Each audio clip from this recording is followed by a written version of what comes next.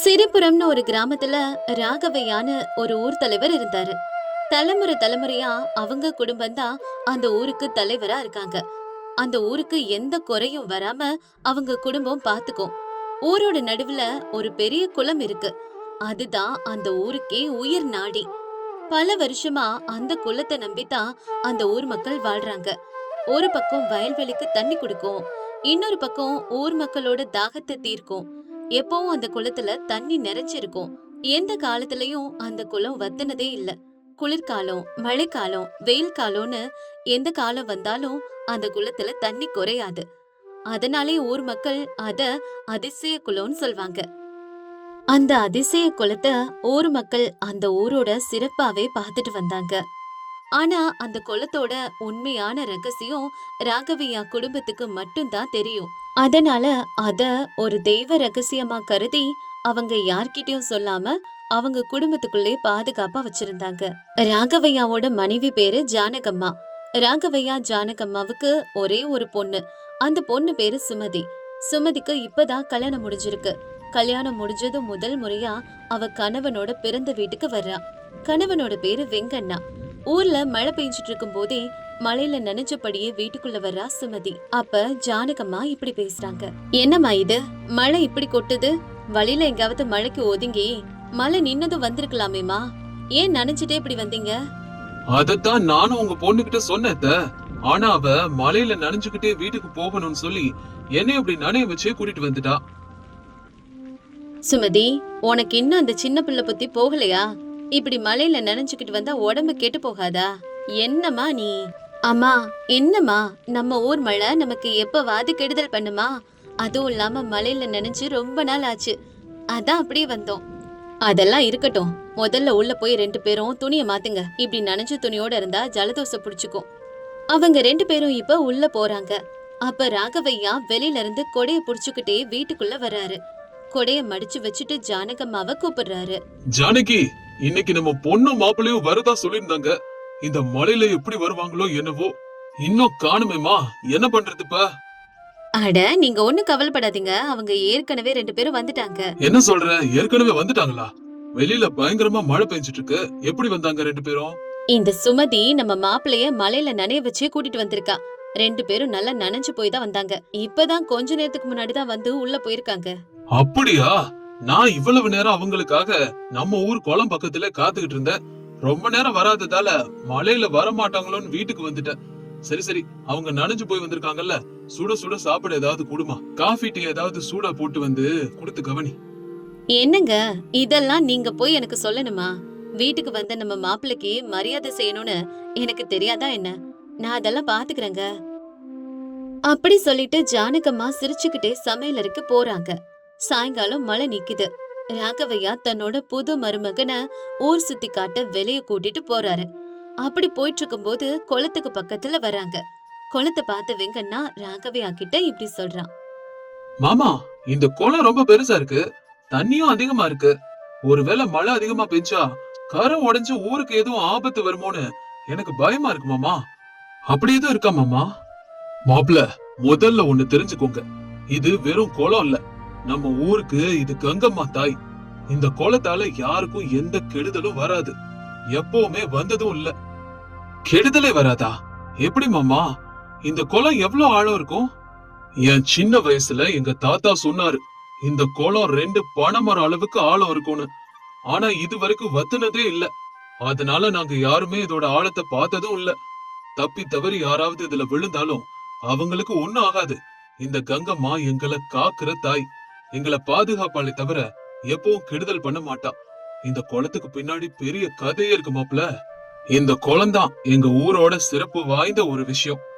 இத வெறும் குளம்னு சொல்ல மாட்டாங்க, அதிசய குளம்னு சொல்லுவாங்க. அப்படியா மாமா?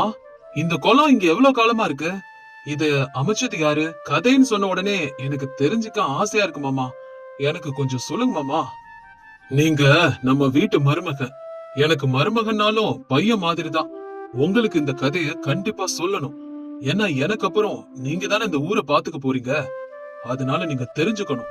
ஆமா மாமா, சுமதி என்கிட்ட சொல்லிருக்கா, தலைமுறை தலைமுறையா உங்க குடும்பம் தான் இந்த ஊரை நிர்வகிக்கிறதா சொல்லிருக்கா. உங்களுக்கு வாரிசு இல்லைங்கிறதுனால இனிமே நான் தான் பாத்துக்கணும்னு சொன்னான். ஒரு நல்ல காரியத்துல நான் பங்கெடுக்கிறதுல எனக்கு ரொம்ப ரொம்ப சந்தோஷம் மாமா. சரி, அப்படியே அந்த குளத்தோட கதையும் மறந்துடாம சொல்லுங்க மாமா. அத தெரிஞ்சுக்கிறதுக்கு நான் ரொம்ப ரொம்ப ஆவலா இருக்கேன் மாமா. சொல்லுங்க மாமா. கண்டிப்பா சொல்றேன் மாப்பிள்ள. ஒரு காலத்துல இந்த குளம் ரொம்ப சாதாரணமா இருந்துச்சு. ஊரும் குளத்துக்கு கொஞ்சம் தள்ளி இருந்துச்சு. ஒரு சமயம் ஊர்ல பஞ்சம் வந்து மக்கள் தண்ணிக்கே ரொம்ப கஷ்டப்பட்டாங்க. அந்த சமயம் ஒரு பெரியவரு நம்ம ஊர் வழியா வந்து எங்க தாத்தாவோட பாட்டு கிட்ட, அப்ப அவங்களுக்கு வயசு 5 தான், தண்ணி கேட்டாராம். ஊரே தண்ணிய கஞ்சத்தனமா செலவு பண்றப்ப அந்த சின்ன பொண்ணு அந்த பெரியவருக்கு தண்ணி கொடுத்து தாகத்தை தீத்தாங்களாம். அந்த உதவிய பார்த்த பெரியவரு, உங்க குடும்பம் காலமெல்லாம் நல்லா இருக்கும்னு வாழ்த்திட்டு குளம் பக்கத்திலே போய் ஏதோ மந்திரத்தை சொல்லிட்டு போயிட்டாராம். இதெல்லாம் ஊர் மக்கள் பார்த்திருக்காங்க. அடுத்த நாளே ஊர்ல நல்ல மழை பெஞ்சு ஊர் ஓரத்துல இருந்த இந்த குளம் நிறைஞ்சிடுச்சு. குளம் கொஞ்சம் கொஞ்சமா வளர்ந்து இவ்வளவு பெருசா ஆயிடுச்சு. ஊர்ல இருக்கவங்க இந்த குளத்தினால ஏதாவது ஆபத்து வருமோன்னு பயந்தப்ப அந்த பாட்டி குளம் கிட்ட போய் காப்பாத்துங்கன்னு வேண்டிக்கிட்டாலாம். அன்னையில இருந்து அந்த குளம் ஊரோட மையத்துக்கே வந்துடுச்சு. குளத்தை சுத்தி ஊர் வளர்ந்துருச்சு. அன்னையில இருந்து இன்னைக்கு வரைக்கும் இந்த குளத்தால யாருக்கும் எந்த கெடுதலும் நடந்ததில்ல. மழை பெஞ்சாலும் சரி, பெய்யலனாலும் சரி, இதுல தண்ணி குறையாது. இந்த குளத்து தண்ணியாலதான் இந்த பகுதி முழுக்க விவசாயமே நடக்குது. பஞ்சங்கிற வார்த்தையவே இந்த குளம் எங்களை மறக்க வச்சிடுச்சு. அவ்வளவு மகத்துவம் வாய்ந்த இந்த குளத்தாலதான் எங்க குடும்பத்துக்கு இவ்வளவு மரியாதை. அதனாலதான் மாப்பிள்ள நாங்க இத கங்கம்மா தாயின்னு சொல்றோம். அதனாலதான் இந்த குளத்தை அதிசய குளம்னு சொல்றோம் மாப்பிள்ள. இதுதான் இந்த குளத்தோட வரலாறு. நீங்க இத பத்தி கண்டிப்பா தெரிஞ்சுக்கணும் தான் நான் உங்ககிட்ட இந்த குளத்தோட வரலாறு பத்தி சொல்லிட்டேன். இந்த குளம் தான் எங்க ஊர் மக்களுக்கு ஒரு கடவுள் மாதிரி இருந்து எங்களை காப்பாத்திக்கிட்டு வருது. இந்த குளம் இல்லாம போயிருந்தா நாங்க என்ன ஆயிருப்போம்னு எங்களுக்கு தெரியல. இந்த குளத்தால சுத்தி இருக்கிற ஊர் மக்களும் பயனடைறாங்க மாப்பிள்ள. இதுதான் இந்த குளத்தோட வரலாறு. ஆனா மாமா, இத ஏன் அதிசய குளம்னு சொல்றாங்க? அதுக்கு என்ன காரணம்? அதுவா மாப்பிள்ள, இந்த குளத்துல நிறைய அதிசயங்கள் நடந்திருக்கு மாப்பிள்ள. அதனாலதான் இத எல்லாரும் அதிசய குளம்னு சொல்றாங்க. அப்படி என்ன அதிசயம் நடந்துச்சு மாமா? நிறைய அதிசயங்கள் நடந்திருக்கு மாப்பிள்ள. நான் உங்களுக்கு ஒண்ணு சொல்றேன். இந்த குளத்துக்கு ஒரு தடவை ஒரு பொண்ணு குடும்ப பிரச்சனையால தற்கொலை பண்ணிக்க போச்சான். இந்த குளத்துல குதிச்சிட்டாலாம். ஆனா இந்த குளம் அவளை காப்பாத்திருச்சு. எவ்வளவோ உள்ள மூழ்கியும் அந்த குளம் அவளை மூழ்க விடாம திரும்ப கரைக்கே தூக்கி எரிஞ்சிருச்சு. அது மட்டும் இல்ல, இந்த குளத்து தண்ணிய குடிச்சா உடம்புல இருக்க எந்த நோயா இருந்தாலும் காணாம போயிடும். இது ஒரு மருந்து மாதிரி வேலை செய்யும். இப்படி நிறைய அதிசயங்கள் நடந்திருக்கு. அதனாலதான் மாப்பிள்ள இந்த ஊர் மக்கள் எல்லாரும் இந்த குளத்தை அதிசய குளம்னு சொல்றாங்க. மாமா, இவ்வளவு பெருமை வாய்ந்த இந்த குளத்தை பத்தி தெரிஞ்சுக்கிட்டதுல எனக்கு ரொம்ப சந்தோஷம். உங்க குடும்பத்துல ஒருத்தன் ஆனதுல எனக்கு ரொம்ப பெருமையா இருக்கு. எனக்கு இவ்வளவு மரியாதை கிடைக்கிறதுக்கு நான் ரொம்ப கொடுத்து வச்சிருக்கணும் மாமா. ரொம்ப சந்தோஷமா இருக்கேன் மாமா. என்ன மாப்பிள்ள இப்படி சொல்லிட்டீங்க? நீங்க எங்க வீட்டு மாப்பிள்ள. நீங்க எங்க வாரிசு தொடர போறதுதான் எங்களுக்கு கிடைச்ச பாக்கியம், சந்தோஷம். சரிங்க மாமா, அப்ப வீட்டுக்கு கிளம்பலாமா? அங்க அவங்க 2 பேரும் நமக்காக காத்துட்டு இருப்பாங்க. சரின்னு சொல்லிட்டு 2 பேரும் பேசிட்டே வீட்டுக்கு வர்றாங்க. வழியில எல்லாரையும் மருமகனுக்கு அறிமுகம் பண்ணி வச்சுக்கிட்டே வர்றாரு ராகவையா. அன்னையில இருந்து வெங்கண்ணா அங்கேயே இருக்கான். கொஞ்ச நாள் கழிச்சு தன்னோட அதிகாரங்கள் எல்லாத்தையும் வெங்கண்ணா கிட்ட ஒப்படைக்கிறாரு ராகவையா. வெங்கண்ணா தன்னோட நல்ல குணத்தால ஊர் மக்களை கவர்ந்து ராகவையாவோட வாரிசா சிறப்பா செயல்படுறான். நாட்கள் நகருது. கொஞ்ச நாள் கழிச்சு ஒரு நாள் நள்ளிரவுல பலத்த மழை.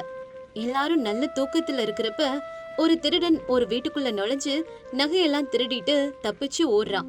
வீட்டுல இருக்கவங்களுக்கு தெரிஞ்சதும் திருடன் திருடன்னு கத்துறாங்க. திருடன் பயந்து போய் அந்த குளத்து பக்கம் ஓடுறான். சத்தம் கேட்டு ஊர் மக்கள் அவனை துரத்திக்கிட்டு வரப்போ கொலக்கரையில அவனை அடையாளம் கண்டுபிடிக்கிறாங்க. அங்க ராகவையாவும் வெங்கண்ணாவும் வந்துடுறாங்க. ஊர் மக்கள் எல்லாரும் அந்த திருடனை பிடிக்கிறதுக்காக அந்த திருடனை சுத்தி வளைக்கிறாங்க. திருடனும் ஊர் மக்கள் எல்லாரும் தன்னை சுத்தி வளைச்சிட்டத பாக்குறான். அவனுக்கு இப்ப எப்படி தப்பிக்கிறதுனே தெரியல. அதனால யோசிச்சு பார்த்துட்டு அவன் உடனே அந்த தண்ணிக்குள்ள குதிச்சிடுறான். மக்களே, யாரும் அவசரப்படாதீங்க. திருடன் தண்ணிக்குள்ள குதிச்சு தப்பிக்கலாம் நினைக்கிறான். ஆனா நம்ம குளத்தோட மகிமையை பத்தி அவனுக்கு தெரியாது. அவனாவே வெளியே வருவான். பொறுமையா இருங்க. ராகவையா சொன்னதை கேட்டு ஊர் மக்கள் கரை மேல நின்னு பாக்குறாங்க. திருடன் எவ்வளவுதான் நீச்சல் அடிச்சாலும் ஒரு அடிக்குள்ள முன்னால போக முடியல. சட்டுன்னு அந்த குளம் அவனை கரையை நோக்கி திருப்பி வீசுது. ஆனா திருடன் விடாம திரும்ப குளத்துக்குள்ள குதிக்கிறான். குளம் திரும்ப அவனை வெளியே வீசுது. என்ன இது? நான் உள்ள குதிக்க குதிக்க திரும்பி குளம் என்ன வெளியே வீசுது. இது ஏதோ அதிசயமான குளமா இருக்கும் போலயே. கடவுளே, எப்படி தப்பிக்கிறது? அப்ப வெங்கண்ணா இப்படி சொல்றான். ஏய் திருடனே, நீ எவ்வளவுதான் திரும்ப திரும்ப அந்த குளத்துல குதிச்சாலும் நீங்க இருந்து தப்பிக்கவே முடியாது. ஒருவேளை குளத்துல குதிக்காம வேற வழியில போயிருந்தா தப்பிச்சிருப்பியோ என்னவோ. ஆனா நீ இந்த அதிசய குளத்துல குதிச்சுட்ட. இதுக்கப்புறம் உன்னால இங்க இருந்து தப்பிக்க முடியாதுப்பா. இத கேட்டதும் திருடனுக்கு வேற வழியே தெரியல. அவங்க கிட்ட சரணடைறான். எல்லாரும் அந்த திருடனை புடிச்சிட்டாங்க. இப்ப அவன் இப்படி சொல்றான். என்ன மன்னிச்சிடுங்க.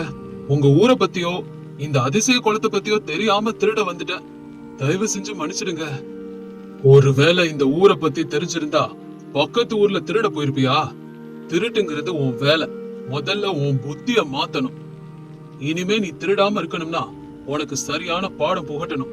மக்களே, எல்லாரும் சொல்லுங்க, இவனுக்கு என்ன தண்டனை கொடுக்கலாம்? நீங்க சொல்லுங்க, நம்ம தண்டனை கொடுத்துருவோம். ஊர் மக்கள் எல்லாரும் அவனை தண்டிக்கணும்னு சொல்றாங்க. ஆனா வெங்கண்ணா யோசிச்சு ஒரு முடிவெடுக்கிறான். வெங்கண்ணா இப்படி சொல்றான். இவனுக்கு சரியான வேலை இல்லாம தான் திருட்டு தொழில் பண்றான். யாரும் பிறக்கும் போதே திருடனா பிறக்கிறது இல்லையே. இவனுக்கு திருந்தி வாழ ஒரு வாய்ப்பு கொடுப்போம்.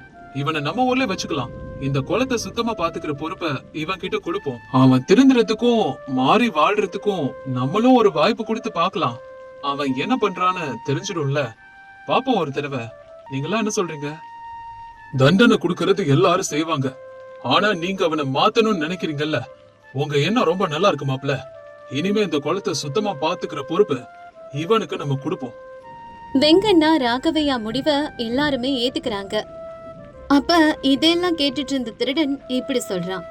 ஐயா, இவ்வளவு நாளா எனக்கு சரியான வேலை இல்லாம தான் திருடிட்டேன்.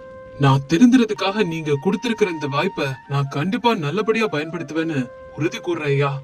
சரிப்பா, உனக்கு கிடைச்ச இந்த வாய்ப்பை பயன்படுத்தி நிம்மதியா வாழு. உனக்கும் உன் குடும்பத்துக்கும் இந்த ஊர் எப்பவும் பாதுகாப்பு கொடுக்கும். கவலைப்படாத.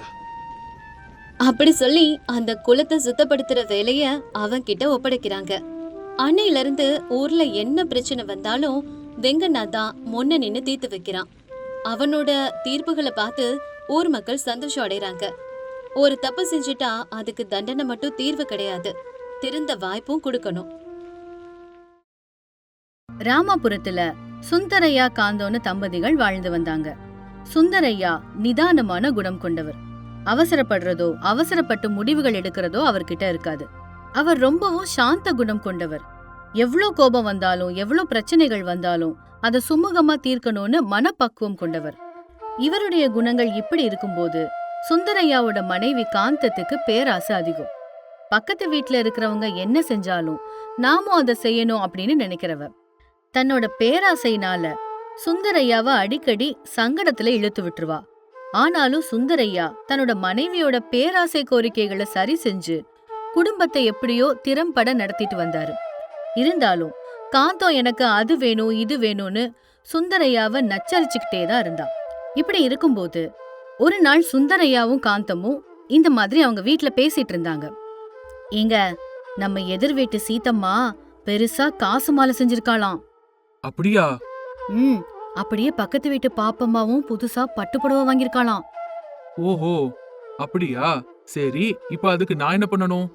அதாவது நீங்க கூட எனக்காக ஏதாவது வாங்கி தரலாம்ல. பாரு காந்தம், யாரு என்ன செஞ்சாங்கங்கிறதுக்காக நம்மளும் நேரங்காலம் தெரியாம அப்படியே செய்யறோங்கிறது சரியில்லை. அவங்க என்ன தேவைக்காக வாங்கினாங்களோ நமக்கு தெரியாது. மத்தவங்கள பார்த்து நம்மளும் அப்படியே செய்யணும்னு நினைக்கிறதெல்லாம் ரொம்ப பெரிய தப்பு. நம்ம நிலைமைக்கு மீறி நம்ம ஆசைப்படுறது எப்பவுமே தப்பாதான் போய் முடியும். மறுபடியும் ஆரம்பிச்சிட்டீங்களா? உங்க நீதி போதனைகள் எல்லாம் நமக்கு கல்யாணம் ஆன நாள்ல இருந்து நான் கேட்டுட்டு தான் இருக்கேன். ஏதோ பொண்டாட்டியோட சந்தோஷத்துக்காக வாங்கிட்டு வரேன்னு ஒரு வார்த்தை கூட சொல்லல. உனக்கு இப்பதானே நான் சொன்னேன், நம்மளோட தகுதியை நம்ம மறந்துடக்கூடாது. பக்கத்து வீட்டுக்காரங்க என்ன செஞ்சாலும் நமக்கு அது தேவையில்லாத விஷயம். நம்ம இந்த சமுதாயத்துல எப்படி வாழ்றோங்கிறது தான் முக்கியம். அதானே, என்னோட சந்தோஷத்தை பத்தி நீங்க என்னைக்குதான் கவலைப்பட்டீங்க? உன்கிட்ட தர்க்கம் பண்ணிக்கிட்டு இருந்தா விடிஞ்சிரும். நான் வயலுக்கு போகணும், போயிட்டு வரேன். இப்படி சொல்லிட்டு சுந்தரையா வயலுக்கு போயிட்டாரு. ஆனா காந்தம் சுந்தரையா மேல கோவத்துல முணுமுணுத்துக்கிட்டே இருந்தா. அந்த நேரத்துல காந்தத்தோட வீட்டுக்கு பக்கத்து வீட்டு பாப்பம்மா அவ வாங்கின பட்டுப்புடவைய காட்டுறதுக்காக எடுத்துட்டு வந்தா. காந்தம், ஏன் இப்படி முகத்தை தூக்கி வச்சிட்டு இருக்க? என்னத்த சொல்றது, நம்ம நடுத்தர வர்க்க குடும்பத்துல இதெல்லாம் சகஜம் தானே. அது சரி, இப்ப நீ எதுக்கு இங்க வந்திருக்க? இப்படி அவ கையில இருந்த பட்டுப்புடவைய பார்த்துட்டு ஒருவித ஏளனத்தோட கேட்டா. அத கவனிச்ச பாப்பம்மா அவளை மேலும் வம்பு கிழுக்க, இதோ பாரேன், இந்த பட்டுப்புடவை எவ்வளவு அழகா இருக்குன்னு. இது எங்க வீட்டுக்காரங்க என்கிட்ட சொல்லாம அவராவே போய் வாங்கிட்டு வந்தாரு. இந்த புடவைய பார்த்த உடனே என் கண்ணே கலங்கி போச்சுன்னா பாத்துக்கோயேன். என்ன சந்தோஷப்படுத்தணும்னு என்கிட்ட கூட சொல்லாம இந்த புடவைய எடுத்துட்டு வந்தாரு. அப்போ எவ்வளோ அன்பு என் மேல வச்சிருக்காரு. காந்தம் அந்த புடவைய ஆசையா பார்த்தபடி, ஆமாண்டி, இந்த புடவை பாக்குறதுக்கு ரொம்ப அழகா இருக்கு, விலையும் ரொம்ப அதிகமா இருக்கும் போலயே. அப்படி அவ கையில அந்த புடவைய வாங்கி ரொம்ப ஆவலோட பார்த்தா. அப்பப்பா, எவ்ளோ அழகா இருக்கு. அது சரி, நீ எப்போ உங்க வீட்டுக்காரரை வாங்கி தர சொல்ல போற? என் தலை விதிக்கு அது ஒண்ணுதான் குறைச்சல். அது கிடக்கட்டும். அந்த எதிர் வீட்டு சீதாம்மா புதுசா காசு மாலை வாங்கியிருக்காளாமே. ஆமா, அவ புருஷனை படுத்தி எடுத்து எப்படியோ இந்த காசு மாலைய வாங்கிக்கிட்டா. பாவம் கோப்பையா, அவளோட தொல்லை தாங்க முடியாம அவ கேட்டதெல்லாம் வாங்கி கொடுத்துட்டு பாவமேன்னு இருக்காரு. அவ கேட்டது மட்டும் கிடைக்கலனா புருஷனை நிம்மதியாவே இருக்க விட மாட்டா. அது அவளோட அதிர்ஷ்டம். புருஷனை விரல் நுனியில வச்சிருக்கா. நானும் தான் இருக்கனே. என் புருஷன்கிட்ட இதை வாங்கி கொடுன்னு கேக்குறதுக்கே எனக்கு இப்பெல்லாம் பயமா இருக்கு. எதுக்குடி பயப்படுற? நீ உன் புருஷன்கிட்ட வாங்கிட்டு வர்றீங்களா இல்லையான்னு சத்தம் போட்டு கேளு. அப்ப தானா வாங்கிட்டு வருவாரு. உனக்கு புருஷனை அடக்கி வச்சுக்க தெரியல. அந்த சீதம்மாவை பாரு, நினைச்சதெல்லாம் எப்படி சாதிக்கிறா. என் வீட்டுக்காரர் வேறடி. நம்ம ஏதாவது வேணும்னு ஆசையா கேட்டா போதும், உனக்கு பேராசை பிடிச்சு ஆட்டுதுன்னு என்ன சொல்லுவாரு. நம்ம தகுதிக்கு மீறி ஆசைப்படக்கூடாதுன்னு எனக்கே நீதி போதனை பண்ணுவாரு. சரி சரி, உன் புலம்பல்லாம் எனக்கு எதுக்கு? நான் போயிட்டு வரேன்.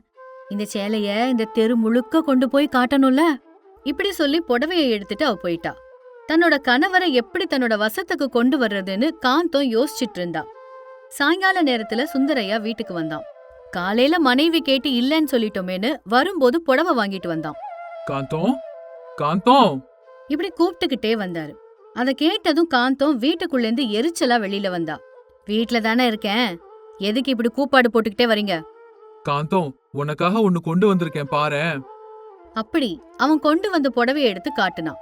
காந்தம் சந்தோஷத்தோட அந்த புடவைய வாங்கி பார்த்துட்டு இப்படி சொன்னான். புடவை நல்லாதான் இருக்கு, ஆனா இதை விட பக்கத்து வீட்டு பாப்பம்மாவோட பட்டு புடவை தான் ரொம்ப அழகா இருந்துச்சு. வா, உங்கள மாதிரி பொம்பளைங்க மாறவே மாட்டீங்க. நம்ம வீட்ல நம்ம எவ்வளவு அருமையா சமைச்சாலும் பக்கத்து வீட்டு புளி குழம்புக்கு தான் ருசி அதிகம்னு சொல்லுவீங்க. அப்படிலாம் ஒன்னும் இல்லங்க, இந்த புடவை கூட ரொம்ப ரொம்ப நல்லாதான் இருக்கு. இப்படி சந்தோஷப்பட்டுட்டு புடவை எடுத்துட்டு உள்ள போயிட்டா. மறுநாள் அதிகாலையிலேயே கோபையா வீட்டு வாசல்ல பெரிய சத்தம் கேட்டுச்சு. ஊர் மக்கள் எல்லாரும் கோபையா வீட்டு முன்னாடி கூடியிருந்தாங்க. என்ன நடக்குதுன்னு பாக்குறதுக்காக சுந்தரையாவும் காந்தமும் அங்க வந்தாங்க. இதோ பாரு கோபையா, உன் வார்த்தையை நம்பிதான் இத்தனை நாள் பொறுமையா இருந்தோம். இனிமேலும் பொறுக்க முடியாது. மரியாதையா எங்களுக்கு தர வேண்டிய பணத்தை எடுத்து வச்சு உன் வார்த்தையை காப்பாத்து. இல்லைன்னா உன் வீடு வாசல் எல்லாத்தையும் இப்பவே ஜப்தி பண்ணிருவோம். இவ்ளோ நாள் பொறுத்துட்டு இருந்தீங்க, இன்னும் கொஞ்சம் அவகாசம் கொடுங்க. எப்படியாவது நான் உங்களோட கடனை கண்டிப்பா தீர்த்துருவேன். என் வார்த்தையை நம்புங்க. இன்னும் எத்தனை நாளைக்கு தான் உன் வார்த்தையை நம்ப சொல்ற? சும்மா ஆடம்பரத்துக்கு ஆசைப்பட்டு உங்ககிட்ட இருந்த எல்லாத்தையும் இழந்துட்ட. இப்போ உங்ககிட்ட மிச்சம் இருக்கிறது இந்த வீடு மட்டும்தான். எங்க கடனை தீக்க போறியா இல்லனா வீட்டை கொடுக்க போறியா? இதுக்கிடையில சுந்தரையா வந்து இந்த மாதிரி சொன்னாரு. கோபையா, என்ன இதெல்லாம்? எதுக்காக நீ இவ்ளோ கடன் வாங்கியிருக்க? என்னத்த சொல்ற சுந்தரையா? என் மனைவி அவ கேட்டதெல்லாம் வேணும்னு ஒத்த கால்ல நிக்கிறா. இல்லனா எனக்கு நிம்மதியே இல்லாம பண்றா. தேவை இருக்கோ இல்லையோ, பாக்குற எல்லாமே வேணும்னு அடம் பிடிச்சு கேக்குறா. அவ கேட்டதெல்லாம் வாங்கி கொடுக்கறதுக்கு வேற வழி இல்லாம தான் இவ்ளோ கடன் வாங்கியிருக்கேன். இன்னைக்கு 4 பேருக்கு முன்னாடி தலை குனிஞ்சு இப்படி அவமானப்பட்டு நிக்கிற நிலைமையில கொண்டு வந்திருக்கா. கோபையா, நம்ம தேவைக்கு அதிகமான செலவுகள் செய்யறது நமக்கு தான் ஆபத்தா வந்து முடியும். இப்போ இந்த கடன்லாம் தீக்கிறதுக்கு நீ என்ன பண்ண போற? நம்ம தகுதிக்கு மீறி செலவு செய்யறதும், அதுக்காக இப்படி கடன் வாங்குறதும், அப்புறம் அதை தீர்க்க முடியாம அவமானப்படுறதும், இதெல்லாம் தேவையா? நான் என்ன சொல்றது சுந்தரையா? பக்கத்து வீட்ல யாரு என்ன செஞ்சாலும் நம்மளும் அதை செய்யணும்னு அவ சொல்றா. அவளோட சொந்தக்காரங்கள்ல யாரு என்ன வாங்கினாலும் நம்மளும் அதை வாங்கணும்னு என்ன நச்சரிக்கிறா. பணம் இல்லைன்னு சொன்னாலும் கேட்க மாட்டேங்கிறா. என் மேல கோச்சுக்கிட்டு சாப்பிடாம அடம் பிடிக்கிறா. எத்தனை முறை எடுத்து சொன்னாலும் என் பேச்ச கேட்கறதே இல்ல. அவளோட பிடிவாதத்தை ஜெயிக்க என்ன வேணும்னாலும் செய்ய தயாரா இருக்கா. அவளோட ஆசையெல்லாம் நிறைவேற்றணுங்கிறதுக்காக தான். நான் அங்க இங்கன்னு இவ்ளோ கடன் வாங்க வேண்டியதாயிடுச்சு. அது சரி, இவ்ளோ நடக்குதே, உன் மனைவி எங்க காணோம்? வெளியில வர முடியாம 4 பேர்கிட்ட முகத்தை காட்ட முடியாம வீட்டுக்குள்ளேயே முடங்கி கிடக்குறா. சுந்தரையா கோட்டையா கிட்ட வந்து, கோட்டையாயா, நம்ம கோப்பையாவ நம்ம சின்ன வயசுல இருந்தே பாத்துட்டு தானே இருக்கோம். நம்ம ஊருக்காரன் என்ன செஞ்சாலும் நம்ம ஊர்ல தானே இருக்க போறான். தயவு செஞ்சு இந்த சண்டை இதோட நிறுத்துங்க. நாளைக்கு நம்ம எல்லாம் இதே ஊர்ல ஒன்னா தானே சேர்ந்து வாழ போறோம்.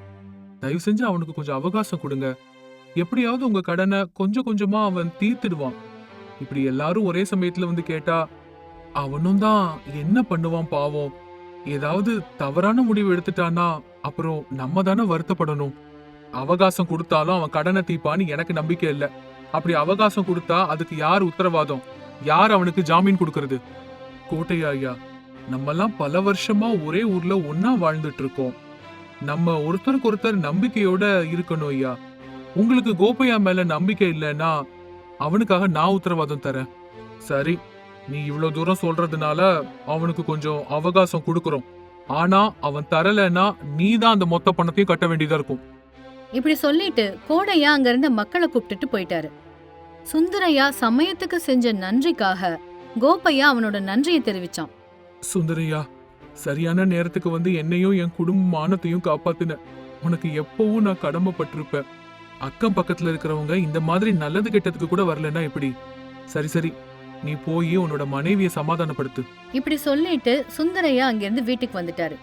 வீட்டுக்கு வந்ததுக்கு அப்புறம் தன்னோட மனைவிய பார்த்து சுந்தரையா, பாத்தியா காந்தம், இல்லாத ஆடம்பரத்துக்கு ஆசைப்பட்டு இன்னைக்கு நம்ம கோப்பையா அவனோட மனைவி 2 பேருமே வீட்டை இழக்கிற நிலைமையில வந்து நிக்கிறாங்க. ஆமாங்க, நான் கூட அவங்கள பார்த்து உங்களை ரொம்ப ரொம்ப கஷ்டப்படுத்திட்டேன். என்ன மன்னிச்சிடுங்க. நீங்க கொஞ்சம் நிதானமா யோசிக்கிறவருங்கிறதுனால அவசரப்பட்டு எந்த முடிவும் எடுக்காம இருந்துட்டீங்க. இல்லனா நம்மளும் இந்த மாதிரி தேவையில்லாத பொருட்கள் எல்லாம் வாங்கி கஷ்டப்பட்டிருப்போம். அதுக்கு தான் சொல்றேன், எது எப்படியோ நம்ம வீட்ல இருக்கிறத வச்சு நம்ம திருப்தி பட்டுக்கணுமே தவிர அடுத்த வீட்டு புளிக்குழம்பு ருசியா இருக்குங்கிறதுக்காக நம்ம ஆடம்பரமா எதுவும் செய்யக்கூடாது. சரி, இதுக்கப்புறமாவது அவங்க அதை வாங்குனாங்க இவங்க இதை வாங்குனாங்கன்னு என்கிட்ட சொல்ல மாட்டேல்ல? சொல்லு. நான் தான் பாத்துட்டேனே, இல்லாத பகட்டுக்கு ஆசைப்பட்டு கஷ்டங்களை விலை கொடுத்து வாங்குறத விட இருக்கிறத வச்சு வாழ்றதுதான் நல்லது. இல்லனா நம்மளும் சீதாமா மாதிரி கஷ்டப்பட வேண்டியதா இருக்கும். இனிமே உங்களை அது வேணும் இது வேணும்னு நான் கேட்டு தொந்தரவு பண்ண மாட்டேங்க. எனக்கு புத்தி வந்துருச்சு. சபாஷ், இத்தனை காலத்துக்கு அப்புறமா உன்கிட்ட ஒரு நல்ல மாற்றம் தெரியுது. இப்படி சொன்னா. இதுக்கிடையில பக்கத்து வீட்டு பாப்பம்மா மறுபடியும் ஒரு புது புடவைய எடுத்துக்கிட்டு அத காந்தத்துக்கிட்ட காட்டணும்னு வீட்டுக்கு வந்தா. காந்தம், இதோ இந்த புடவைய பாத்தியா? இப்பதான் வாங்குனேன். ரொம்ப அழகா இருக்குல்ல? அந்த புடவைய பார்த்த உடனே மறுபடியும் ஆசையோட அத கையில வாங்கி சுந்தரையா முன்னாடி கொண்டு வந்தா. ஏங்க, இந்த புடவைய பாத்தீங்களா? பக்கத்து வீட்டு பாப்பம்மா இத வாங்கியிருக்காளாம். எவ்வளவு அழகா இருக்கு பாருங்க. நேத்து நீங்க வாங்கிட்டு வந்த புடவைய விட இதுதான் ரொம்ப அழகா இருக்கு. ஒரு தடவை பாருங்களேன். இப்பதானடி ஆடம்பரத்தை பார்த்து மயங்க மாட்டேன்னு சொன்ன. உனக்குள்ள மாற்றம் வந்துருச்சுன்னு அவசரப்பட்டு உன்னை பாராட்டிட்டேன். நீங்க பொம்பளைங்க இருக்கீங்களே, எப்பவுமே அடுத்த வீட்டு புளிக்குழம்பு தான் ருசியா இருக்கும். சொந்த வீட்டுல சக்கரை பொங்கலே இருந்தாலும் அதை மதிக்கவே மாட்டீங்க. அப்படி தலையில அடிச்சுக்கிட்டான்.